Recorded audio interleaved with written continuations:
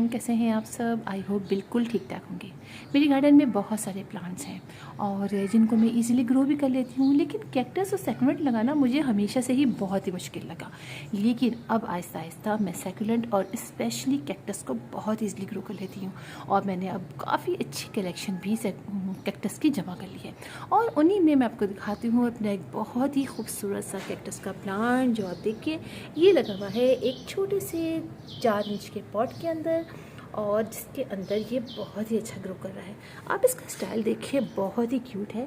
और ये मैंने कई साल पहले लिया था और आहिस्ता आहिस्ता फिर ये ग्रो करता गया और मुझे सारे अपने और जो दूसरे कैक्टस है उनको लगाने के बाद काफ़ी इसमें आइडिया हो गया कि किस तरीके से हम कैक्टस ग्रो कर सकते हैं। और किसी दिन मैं आपको अपने सारे कैक्टस की कलेक्शन दिखाऊंगी। लेकिन ये कैक्टस मुझे बहुत ही अच्छा लगता है। इसका बढ़ने का स्टाइल देखिए आप, बहुत यूनिक है। और ऊपर की तरफ जो ये मोटे मोटे से इनके स्टेम्स जो कहते हैं ये हो गए हैं, उसकी वजह से ये नीचे की तरफ मूव भी कर गया है। और जो स्टाइल है इसका बहुत अच्छा है। ये रहता है आधे घंटे की सिर्फ डायरेक्ट सनलाइट में, जो कि मेरे घर में आधे घंटे से ज़्यादा डायरेक्ट सनलाइट नहीं आती है। हो सकता है इसी वजह से इसके लीव्स इस तरह से थोड़े हो गए हों, लेकिन बहुत ही क्यूट स्टाइल में ये हो गए हैं अब।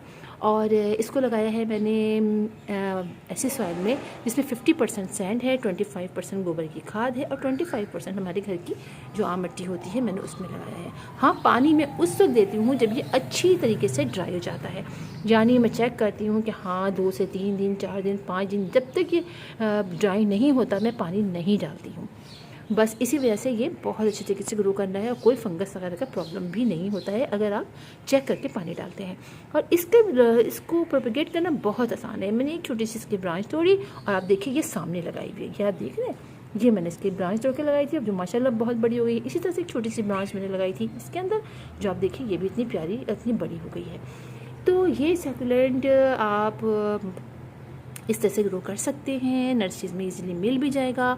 और इसके अलावा आप इसको महीने में एक दफ़ा, कभी 15 डेज़ में एक दफ़ा, मैं सिर्फ जो घर में किचन वेस्ट का जो लिक्विड फर्टिलाइज़र बनाती हूँ मैं सिर्फ वो देती हूँ इसको, और मैं कोई फर्टिलाइज़र्स को नहीं देती हूँ। और बस जब देती हूँ तो ये बिल्कुल इसी तरह ड्राई हुआ हुआ होता है, तो मैं इसमें फर्टिलाइज़र काफ़ी डाइल्यूट करके देती हूँ।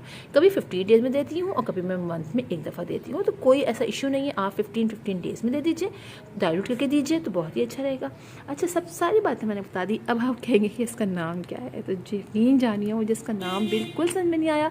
मैंने बहुत सर्च किया, फेरी कैक्टस, कैक्टस टाइप ये नाम, लेकिन मुझे बिल्कुल समझ में नहीं आया।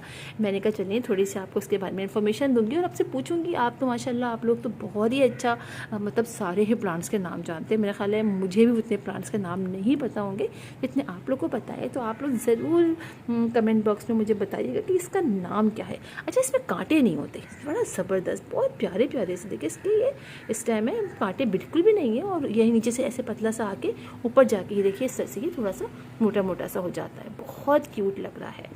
तो बस ये इसका है और इसलिए आप प्रोपेगेट कीजिए। और सबसे मज़े की बात ये है कि देखिए हम ज़्यादा उसको धूप में भी नहीं रख रहे हैं और इजीली हमारा ये ग्रो कर रहा है ना, और बहुत अच्छे तरीके से ग्रो कर रहा है। तो बस आप मुझे नाम ज़रूर बताइएगा और अपने आपको मिले ये कैक्टस तो ज़रूर अपने घर में इसको लगाइएगा, बहुत ही अच्छा लगता है।